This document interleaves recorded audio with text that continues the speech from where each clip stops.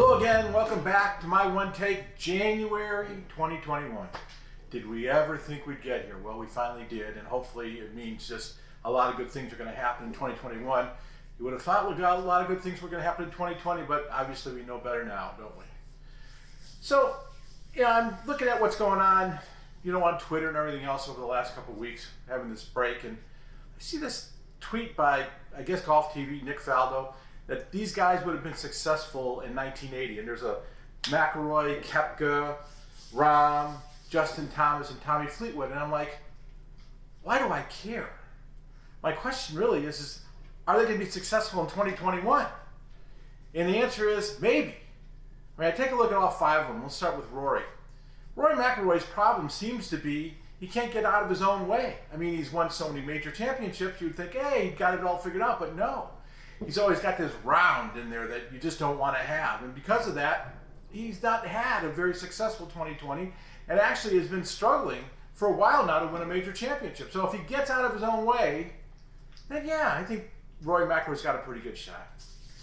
Brooks Koepka, it's pretty simple. If he's healthy, he's going to be fine. If he's not healthy, he's not going to be fine. And we don't really know what he is. He's taken time off, he's done this, done that, but we really haven't had a definitive answer on the health of Brooks Koepka. We'll find out pretty quickly, though, because he's going to start out pretty fast, starting in Saudi Arabia. Jon Rahm just changed equipment. Now, usually when you change equipment, it's not a good thing, because when you change the clubs, the shafts, the balls, grips, but he's changed everything. You really don't know if things don't work out what exactly the problem is. But Jon Rahm's number 2 in the world, so he doesn't have too many problems. He's a young enough guy that he doesn't let things bother him. He used to get emotional, doesn't anymore. So let's just see what happens. I think at the end of the day, Jon Rahm is the guy that you have to really focus on in 2021. Dustin Thomas, somewhat like Rory McIlroy lately, kind of doesn't get out of his own way. That's my new dog, Leo. Can you hear him? And because of that, he gets himself in trouble. And again, he's one of those guys that seems to have a bad couple holes or a bad round, and then all of a sudden he struggles through the rest of the tournament. When he doesn't have that, he plays great. So we'll see what happens with Dustin Thomas. And then lastly, Tommy Fleetwood. I'm not sure why Nick Faldo has him in here except for the fact that he's in English, because Tommy Fleetwood hasn't really done much in a while. And even though he was going to be like the heir apparent from the European Tour, really hasn't shown it. Tyrrell Hatton has shown it. Tommy Fleetwood has not. So, that's just looking at this list that Nick Faldo put together. Again, I don't know why they did it, but obviously I'm commenting on it.